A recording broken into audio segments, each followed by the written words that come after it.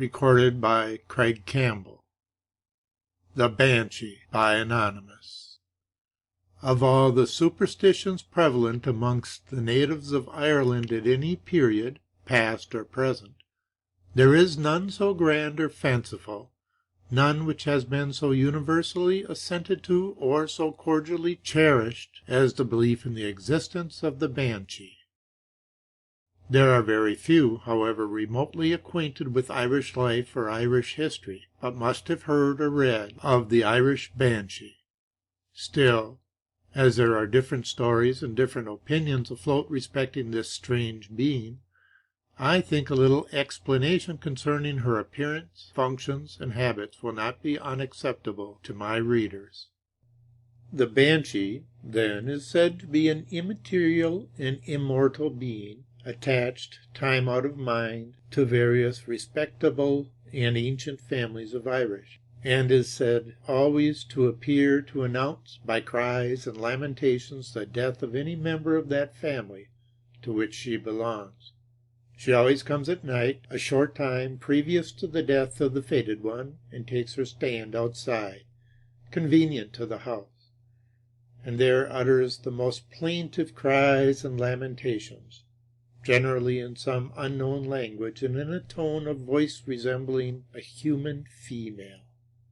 She continues her visits night after night, vexed or annoyed, until the mourned object dies, and sometimes she is said to continue about the house for several nights after. Sometimes she is said to appear in the shape of a most beautiful young damsel, and dressed in the most elegant and fantastic garments, but her general appearance is in the likeness of a very old woman, of small stature and bending and decrepit form, enveloped in a winding sheet of grave dress, and her long white hoary hair waving over her shoulders and descending to her feet. At other times she is dressed in the costume of the Middle Ages, the different articles of her clothing being of the richest material and of a sable hue. She is very shy and easily irritated, and, when once annoyed or vexed, she flies away and never returns during the same generation. When the death of the person whom she mourns is contingent, or to occur by unforeseen accident, she is particularly agitated and troubled in her appearance, and usually loud and mournful in her lamentations. Some would fain have it that this strange being is actuated by a feeling quite inimical of the interests of the family which she haunts, and that she comes with joy and triumph to announce their misfortunes. This opinion, however, is rejected by most people, who imagine her their most devoted friend, and that she was at some remote period a member of the family, and once existed on the earth in life and loveliness. It is not every Irish family can claim the honor of an attendant Banshee. They must be respectably descended and of ancient title to have any just pretensions to a warning spirit. However, she does not appear to be influenced by the difference of creed or clime, provided there be no impediment, as several Protestant families of Norman and Anglo-Saxon origin boast of their own Banshee. And to this hour several noble and distinguished families in the country feel proud of the surveillance of that mysterious being. Neither is she influenced by the circumstances of rank or fortune, as she is oftener found frequenting the cabin of the peasant than the baronial mansion of the Lord of Thousands. Even the humble family of which the writer of this tale belongs has long claimed the honor of appendage of a Banshee, and it may, perhaps, excite an additional interest in my readers when I inform them that my present story is associated with her last visit to that family. Some years ago there dwelt in the vicinity of Mountrath, in the Queen's County, a farmer, whose name, for obvious reasons, we shall not at present disclose. He never was married, and his only domestics were a servant boy and an old woman, a housekeeper, who had long been a follower or dependent of the family. He was born and educated in the Roman Catholic Church, but on arriving at manhood, for reasons best known to himself, he abjured the tenets of that creed, and conform to the doctrines of Protestantism. However, in after years he seemed to waver, and refused going to church, and by his manner of living seemed to favor the dogmas of infidelity and atheism. He was rather dark and reserved in his manner, and oftentimes sully and gloomy in his temper, and this, joined with his well-known disregard of religion, served to render him somewhat unpopular among his neighbors and acquaintances. However, he was in general respected and was never insulted or annoyed. He was considered as an honest, inoffensive man, and as he was well supplied with firearms and ammunition, in the use of which he was well practiced, having in his early days served several years in the yeomanry corps, few liked to disturb him, even had they been so disposed. He was well educated and decidedly hostile to every species of superstition, and was constantly jeering his old housekeeper, who was extremely superstitious, and pretended to be entirely conversant with every matter connected with witchcraft and the fairy world. He seldom darkened a neighbor's door, and scarcely ever asked anyone to enter his. He generally spent his leisure hours in reading, of which he was extremely fond, or of furbishing his firearms, to which he was still more attached, or in listening to and laughing at the wild and blood-curdling stories of old Moya, with which her memory abounded. Thus he spent his time until the period at which our tale commences. When he was about 50 years of age and old, Moya, the housekeeper, had become extremely feeble, stooped, and a very ugly and forbidding exterior. One morning in the month of November, A.D. 1818, this man arose before daylight, and on coming out of the apartment where he slept, he was surprised at finding old Moya in the kitchen, sitting over the raked-up fire, and smoking her tobacco pipe in a very serious and meditative mood.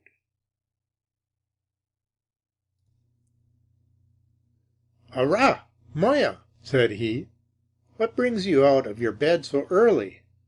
"Ach, Masha, I dunno," replied the old woman. "I was so uneasy all night that I could not sleep a wink, and I got up to smoke a blast, thinking that it might drive away the weight that's on my heart." "And what ails you, Moya? Are you sick? Or what came over you?" "No, the Lord be praised, I'm not sick, but my heart is sore, and there's a load on my spirit that would kill 100. "Maybe you were dreaming, or something that way," said the man in a bantering tone, and suspecting from the old woman's grave manner that she was laboring under some mental delusion. "Dreaming!" re-echoed Moya, with a bitter sneer. "Aye, dreaming. Ach, I wish to God that I was only dreaming. But I am very much afraid it is worse than that, and that there is trouble and misfortune hanging over us." "What makes you think so, Moya?" asked he, with a half-suppressed smile. Moya, aware of his well-known hostility to every species of superstition, remained silent, biting her lips and shaking her gray head prophetically. "Why don't you answer me, Moya?" again asked the man. "Ach," said Moya, "I am heart-scalded to have it to tell you, and I know you will laugh at me. But say what you will, there is something bad over us, for the Banshee was about the house all night, and she has me almost frightened out of my wits with her shouting and bawling." The man was aware of the Banshees having been long supposed to haunt his family, but often scouted that supposition. Yet, since it was some years since he had last heard of her visiting the place, he was not prepared for the freezing announcement of old Moya. He turned as pale as a corpse, and trembled excessively. At last, recollecting himself, he said with a forced smile, "And how do you know it was the Banshee, Moya?" "How do I know?" reiterated Moya tauntingly. "Didn't I see and hear her several times during the night? And more than that, didn't I hear the dead coach rattling through the house and through the yard every night at midnight this week back, as if it would tear the house out of the foundation?" The man smiled faintly. He was frightened, yet was ashamed to appear so. He said again, "And did you hear the Banshee before, Moya?" "Yes," replied Moya, "often." "Didn't I see her when your mother died? Didn't I see her when your brother was drowned?" And sure there wasn't one of the family that went these 60 years that I did not both see and hear her. And where did you see her? And what way did she look tonight? I saw her at the little window over my bed. A kind of reddish light shone round the house. I looked up, and there I saw her old pale face and glassy eyes looking in, and she rocking herself to and fro, and clapping her little withered hand, and crying as if her very heart would break. Well, Moya, it's all imagination. Go now, and prepare my breakfast, as I want to get to Maryborough today, and I must be home early. Moya trembled. She looked at him imploringly and said, For heaven's sake, John, don't go today. Stay till some other day, and God bless you. For if you go today, I would give my oath there will something cross you that's bad. Nonsense, woman, said he. Make haste, and get me my breakfast. Moya, with tears in her eyes, set about getting the breakfast ready, and while she was so employed, John was engaged in making preparations for his journey. Having now completed his other arrangements, he sat down to breakfast, and having concluded it, he arose to depart. Moya ran to the door, crying loudly. She flung herself on her knees and said, John, John, be advised. Don't go today. Take my advice. I know more of the world than you do, and I see plainly that if you go, you will never enter this door again with your life. Ashamed to be influenced by the drivellings of an old kulak, he pushed her away with his hand, and going out to the stable, mounted his horse and departed. Moya followed him with her eyes whilst in sight, and when she could no longer see him, she sat down at the fire and wept bitterly. It was a bitter cold day, and the farmer, having finished his business in town, feeling himself chilly, went into a public house to have a tumbler of punch and feed his horse. There he met an old friend who would not part with him until he would have another glass with him and a little conversation. As it was many years since they had met before, one glass brought another, and it was almost duskish ere John thought of returning, and having nearly 10 miles to travel, it would be dark night before he would get home. Still his friend would not permit him to go, but called for more liquor, and it was far advanced in the night before they departed. John, however, had a good horse, and having had him well fed, he did not spare whip or spur, but dashed along at a rapid pace through the gloom and silence of the winter's night, and had already distanced the town upward of 5 miles, when, on arriving at a very desolate part of the road, a gunshot, fired from behind the bushes, put an end to his mortal existence. 2 strange men, who had been at the same public-house in Maryborough drinking, observing that he had money and learning the road that he was to travel, conspired to rob and murder him, and waylaid him in this lonely spot for that horrid purpose. Poor Moya did not go to bed that night, but sat at the fire, every moment impatiently expecting his return. Often did she listen at the door to try if she could hear the tramp of the horse's footsteps approaching, but in vain. No sound met her ear except the sad wail of the night wind, moaning fitfully through the tall bushes which surrounded the ancient dwelling, or the sullen roar of a little dark river which wound its way through the lowlands at a small distance from where she stood. Tired with watching, at length she fell asleep on the hearthstone. But that sleep was disturbed and broken, and frightful and appalling dreams incessantly haunted her imagination. At length the darksome morning appeared struggling through the wintry clouds, and Moya again opened the door to look out. But what was her dismay when she found the horse standing at the stable door without his rider, and the saddle all besmeared with clotted blood. She raised the death cry. The neighbors thronged round, and it was at once declared that the hapless man was robbed and murdered. A party on horseback immediately set forward to seek him, and arriving at the fatal spot, he was found stretched on his back in the ditch, his head perforated with shot and slug, and his body literally immersed in a pool of blood. On examining him, it was found that his money was gone, and a valuable gold watch and appendages abstracted from his pocket. His remains were conveyed home, and after having been waked the customary time, were committed to the grave of his ancestors in the little green churchyard of the village. Having no legitimate children, the nearest heir to his property was a brother, a cabinet maker, who resided in London. A letter was accordingly dispatched to the brother announcing the sad catastrophe, and calling on him to come and take possession of the property, and 2 men were appointed to guard the place until he should arrive.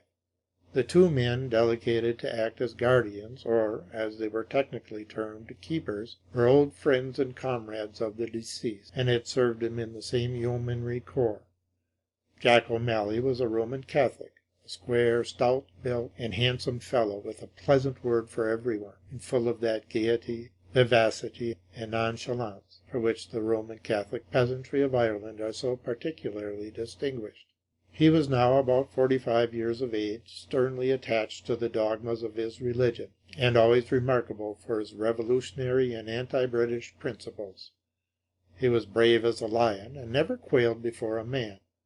But, though caring so little for a living man, he was extremely afraid of a dead one, and would go 10 miles out of his road at night to avoid passing a rath or haunted bush.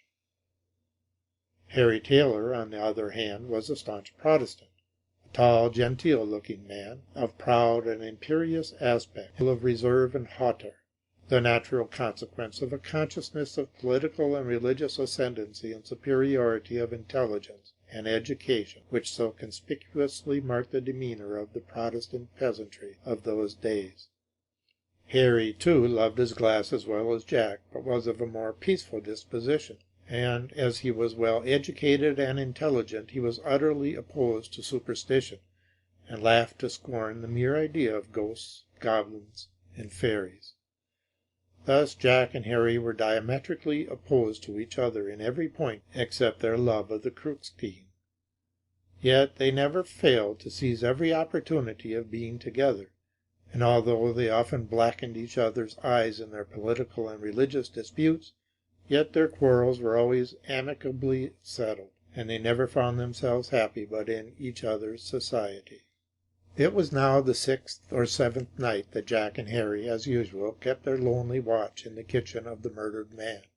A large turf fire blazed brightly on the hearth, and on a bed of straw in the ample chimney corner was stretched old Moya, in a profound sleep. On the hearthstone, beneath the 2 friends, stood a small oak table, on which was placed a large decanter of whiskey, a jug of boiled water, and a bowl of sugar, and, as if to add an idea of security to that of comfort, on one end of the table were placed in saltire a formidable-looking blunderbuss and a brace of large brass pistols. Jack and his comrade perpetually renewed their acquaintance with the whiskey bottle, and laughed and chatted and recounted the adventures of their young days with as much hilarity as if the house which now witnessed their mirth never echoed to the cry of death or blood. In the course of conversation Jack mentioned the incident of the strange appearance of the Banshee, and expressed a hope that she would not come that night to disturb their carouse. "Banshee the devil!" shouted Harry. "How superstitious you papists are! I would like to see the phiz of any man, dead or alive, who dare make his appearance here tonight." And seizing the blunderbuss and looking wickedly at Jack, he vociferated, "By Hercules, I would drive the contents of this through their souls who dare annoy us." "Better for you to shoot your mother than fire at the Banshee, anyhow," remarked Jack. "Pshaw!" said Harry, looking contemptuously at his companion. "I would think no more of riddling the old jade's eye than I would of throwing off this tumbler." And to suit the action to the word, he drained off another bumper of whiskey punch. "Jack," says Harry, "now that we are in such prime humor, will you give us a song?" "With all the veins in my heart," says Jack. "What will it be?" "Anything you please. Your will must be my pleasure," answered Harry. Jack, after coughing and clearing his pipes, chanted forth in a bold and musical voice a rude rigmarole called "The Royal Blackbird," which, although of no intrinsic merit, yet, as it expressed sentiments hostile to British connection and British government, and favorable to the House of Stuart, was very popular among the Catholic peasantry of Ireland, whilst, on the contrary, it was looked upon by the Protestants as highly offensive and disloyal. Harry, however, wished his companion too well to oppose the song, and he quietly awaited its conclusion. "Bravo, Jack!" said Harry, as soon as the song was ended, "that you may never lose your wind. In the king's name now I board you for another song, says Jack. Harry, without hesitation, recognized his friend's right to demand a return, and he instantly trolled forth in a deep, sweet, and sonorous voice the following song. Ho, boys, I have a song divine. Come, let us now in concert join, and toast the bonny banks of Boyne, the Boyne of glorious memory. On Boyne's famed banks our fathers bled. Boyne surges with their blood ran red, and from the Boyne our foemen fled, intolerance, chain, and slavery. Dark superstition's blood-stained sons pressed on, but crack went William's guns, and soon the gloomy monster runs, fell hydra-headed bigotry. Then fill your glasses high and fair, let's shout of triumph in the air, whilst yours fills the regal chair, we'll never bow to popery. Jack, whose countenance had, from the commencement of the song, indicated his aversion to the statements it expressed, now lost all patience at hearing his darling popery impugned, and seizing one of the pistols which lay on the table and whirling it over his comrade's head, swore vehemently that he would fracture his skull if he did not instantly drop that blackguard orange lampoon. "Easy of it," said Harry, quietly pushing away the upraised arm. "I did not oppose your bit of treason a while ago, and besides, the latter end of my song is more calculated to please you than to irritate your feelings." Jack seemed pacified, and Harry continued his strain. And fill a bumper to the brim, a flowing one, and drink to him who would let the world go sink or swim, and would arm for Britain's liberty. No matter what may be his hue, or black or white or green or blue, or papist, Paynim, or Hindu, we'll drink to him right cordially. Jack was so pleased with the friendly turn which the latter part of Harry's song took that he joyfully stretched out his hand and even joined in chorus to the concluding stanza. The fire was now decayed on the hearth. The whiskey bottle was almost emptied, and the two sentinels, getting drowsy, put out the candle and laid down their heads to slumber. The song and the laugh and the jest were now hushed, and no sound was to be heard but the incessant click-click of the clock in the inner room and the deep, heavy breathing of old Moya in the chimney-corner. They had slept they knew not how long when the old hag awakened with a wild shriek. She jumped out of bed and crouched between the men. They started up and asked her what had happened. "Oh," she exclaimed, "the Banshee, the Banshee! Lord have mercy on us! She is come again, and I never heard her so wild and outrageous before." Jack O'Malley readily believed old Moya's tale. So did Harry, but he thought it might be someone who was committing some depredation on the premises. They both listened attentively, but could hear nothing. They opened the kitchen door, but all was still. They looked abroad. It was a fine, calm night, and myriads of twinkling stars were burning in the deep blue heavens. They proceeded around the yard and hay yard, but all was calm and lonely, and no sound saluted their ears but the shrill barking of some neighboring cur, or the sluggish murmuring of the little tortuous river in the distance. Satisfied that all was right, they again went in, replenished the expiring fire, and sat down to finish whatever still remained in the whiskey bottle.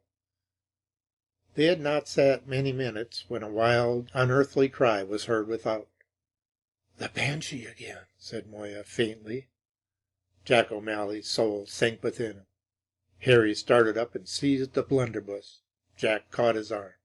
"No, no, Harry, you should not. Sit down. There's no fear. Nothing will happen us."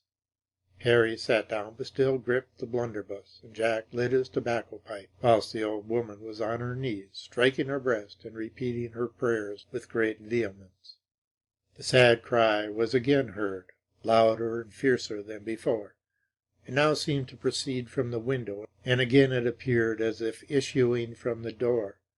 At times it would seem as if coming from afar, whilst again it would appear as if coming down the chimney, or springing from the ground beneath their feet. Sometimes the cry resembled the low, plaintive wail of a female in distress, and in a moment it was raised to a prolonged yell, loud and ferocious, and as if coming from 1,000 throats. Now the sound resembled a low, melancholy chant, and then was quickly changed to a loud, broken, demoniac laugh. It continued thus, with little intermission, for about a quarter of an hour, when it died away, and succeeded by a heavy, creaking sound, as if of some large wagon, amidst which the loud tramp of horses' footsteps might be distinguished, accompanied with a strong, rushing wind.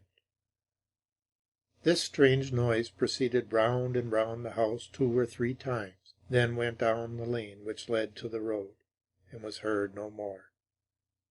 Jack O'Malley stood aghast, and Harry Taylor, with all his philosophy and skepticism, was astonished and frightened. "A dreadful night this, Moya," said Jack. "Yes," said she, "that is the dead coach. I often heard it before, and have sometimes seen it." "Seen it, did you?" said Harry. "Pray describe it." "Why," replied the old crone, "it's like any other coach, but twice as big, and hung over with black cloth, and a black coffin on the top of it, and drawn by headless black horses." "Heaven protect us!" ejaculated Jack. "It is very strange," remarked Harry. "But," continued Moya, "it always comes before the death of a person, and I wonder what brought it now, unless it came with the Banshee." "It's coming for you," said Harry, with an arch yet subdued smile. "No, no," she said, "I am none of that family at all, at all." A solemn silence now ensued for a few minutes, and they thought all was vanished, when again the dreadful cry struck heavily on their ears. "Open the door, Jack," said Harry, "and put out Hector." Hector was a large and very ferocious mastiff belonging to Jack O'Malley, and always accompanied him wherever he went.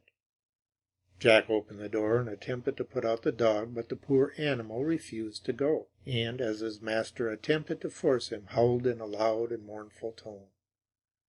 "You must go," said Jack, and he caught him in his arms and flung him over the half-door. The poor dog was scarcely on the ground when he was whirled aloft into the air by some invisible power, and he fell again to earth lifeless. The pavement was besmeared with his entrails and blood. Harry now lost all patience, and again seized his blunderbuss. He exclaimed, "Come, Jack, my boy, take your pistol and follow me. I have but one life to lose, and I will venture it to have a crack at this infernal demon." "I will follow you to death's door," said Jack, "but I would not fire at the Banshee for 1,000,000 of worlds." Moya seized Harry by the skirts. "Don't go out," she cried. "Let her alone while she lets you alone, for an hour's luck never shone on any one that ever molested the Banshee." "Pshaw, woman," said Harry, and he pushed away poor Moya contemptuously. The 2 men now sallied forth. The wild cry still continued, and it seemed to issue from amongst some stacks in the hay yard behind the house. They went round and paused. Again they heard the cry, and Harry elevated his blunderbuss. "Don't fire," said Jack.